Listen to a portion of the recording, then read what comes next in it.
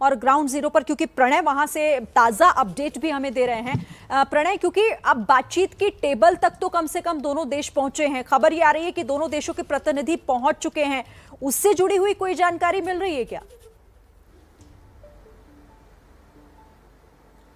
देखिए, जैसे मैंने आपसे कहा कि बातचीत की प्रक्रिया शुरू हुई है। बेलारूस का एक पर्याप्त जगह है प्रिप्यात, और वो यूक्रेन और बेलारूस की बॉर्डर के ऊपर है। और इस जगह का बेलारूस की अहमियत, मैं आपको बता दूं कि बेलारूस की अहमियत इसलिए भी है क्योंकि क्यों रूस बेलारूस में बातचीत करने की जिद कर रहा है। पहली बात तो ये कि बेलारूस और यूक्रेन दोनों ही सोवियत संघ का हिस्सा थे, और बेलारूस की ही राजधानी मिन्स्क के अंदर वो समझौता हुआ था जो 2014 में क्राइमिया के ऑपरेशन के बाद शुरू हुआ था। और उस समझौते के तहत तय हुआ था कि डॉनबास के इलाके में यूक्रेन कुछ कदम उठाएगा रूस मूल के जो लोग हैं उनके हितों के संरक्षण के लिए। लेकिन अब यूक्रेन आरोप लगाता है कि रूस ने मिन्स्क एग्रीमेंट तोड़ा। वहीं रूस का यह आरोप है कि यूक्रेन ने वो वादे पूरे नहीं किए जो उसने मिन्स्क समझौते में किए थे। तो इसलिए ये बातचीत बेलारूस में हो रही है।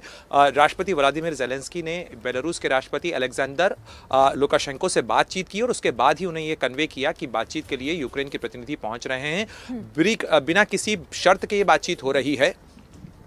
और मैं आपको लेकिन इस बातचीत के साथ साथ ये भी बता दूं कि बातचीत की कवायद के साथ साथ फिलहाल इस समय ये नज़र डालना ज़रूरी है कि कीव की तस्वीर इस समय कैसी नज़र आ रही है। इस समय आप जो देख रहे हैं स्क्रीन के ऊपर, ये राजधानी है यूक्रेन की कीव, जिसमें इस समय कर्फ्यू लगा हुआ है। और ये कर्फ्यू इतना सख्त है कि बाकायदा लोगों को कहा गया है कि अगर कोई व्यक्ति सड़क पर दिखता है और बिना पहचान के अगर दिखता है तो उसे दुश्मन माना जाएगा, उसे गोली तक मारी जा सकती है। ऐसे में लोगों के लिए खास इंस्ट्रक्शंस हैं। साथ ही इसके पूरे आसपास इस शहर के पूरे एक्सपेंस में, यानी आप देखें कि ये जो इमारत आपको दिख रही है ग्रे कलर की, ये यहाँ का विदेश मंत्रालय है। इसके पीछे जो नेपियर नदी का है उसका एक पुल है, और इस शहर को जोड़ने वाले जो पुल हैं उनमें से एक पुल जो नॉर्थ वेस्ट की तरफ से आता है, उस पुल को खुद यूक्रेनी सेना ने नष्ट कर दिया है, इस आशंका के चलते कि कहीं रूसी सेना उस पुल का इस्तेमाल न कर ले।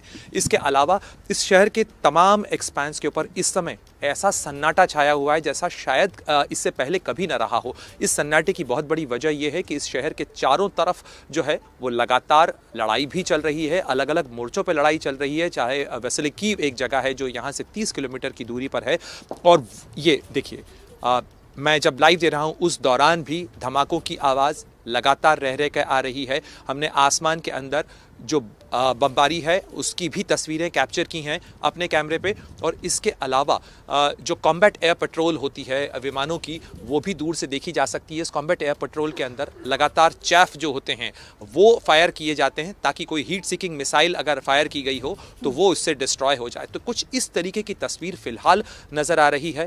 तापमान शून्य के करीब पहुंच रहा है यहाँ पे, लेकिन सियासी तापमान बहुत ज़्यादा बढ़ा हुआ है, और इस समय तक अभी तक यहाँ पर बहुत ज़्यादा लाइटिंग भी नहीं है। और इसकी एक बड़ी वजह ये भी है कि इस समय जब बमबारी का ख़तरा होता है थोड़ी थोड़ी देर में सायरन बजते हैं। इन एयर रेड सायरन्स के चलते फ़िलहाल यहाँ लाइटें भी ज़्यादा नहीं जलाई गई हैं, और शहर में कहा गया था कि अगर ज़रूरत पड़ती है तो लाइटें कम की जा सकती हैं, बंद की जा सकती हैं। तो इस एहतियात के साथ फ़िलहाल कीव इंतज़ार कर रहा है कि बेलारूस और यूक्रेन की बॉर्डर के ऊपर बातचीत की जो कवायद शुरू होगी उससे आखिर क्या नतीजा निकलता है, क्योंकि ये शहर इस समय खौफ में है, सीज में है, और जो शहर के अधिकतर लोग हैं वो इस समय मेट्रो स्टेशंस में ज़्यादा हैं। बहुत बड़ी संख्या में लोग जो हैं वो यूक्रेन छोड़कर पश्चिमी बॉर्डर, जो खासतौर पर पोलैंड और रोमानिया, हंगरी से लगते हुए बॉर्डर्स हैं, स्लोवाकिया से लगते हुए बॉर्डर हैं, मोल्डोवा से लगते हुए बॉर्डर हैं, उन बॉर्डर्स की तरफ बढ़े हैं। क्योंकि ईस्ट की तरफ डॉनबास के इलाके यानी दानियास्क और खार्किव, इन तमाम इलाकों की तरफ से जो कार्रवाई हुई है रूस की, या हम कहें बेलारूस की तरफ से जो फौजें दाखिल हुई थी, जो कीव की तरफ बढ़ी थी, वो शहर को घेरने के लिए आगे बढ़ रही हैं। हालांकि बेहद सख्त रेजिस्टेंस रूस को भी सामना करना पड़ रहा है, खासतौर पर यूक्रेन की तरफ से।